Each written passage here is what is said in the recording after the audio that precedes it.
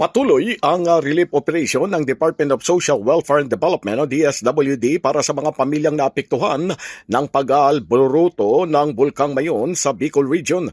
Ayon kay DSWD Assistant Secretary Irene Dumlao, umabot na sa 3.19 billion pesos ang nakalaang food stockpile at standby funds para sa agarang tulong sa mga apektadong LGUs. Paliwanag pa ni Dumlao na nasa higit 1.66 na milyong family food packs ang nakapreposition sa iba't ibang hubs, kabilang ang mahigit na 266,000 sa Bicol.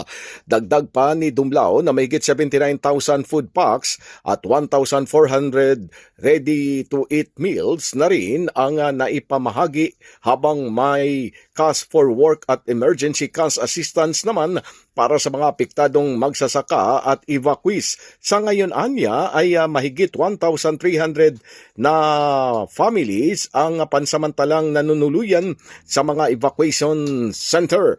Tiniyak naman ng DSWD na tuloy-tuloy na ayuda habang natiling aktibo ang Mayong Bulkan. Pilipinas, mula sa Quezon City, Silvestre Rambulabay, Radyo Kayumanggi.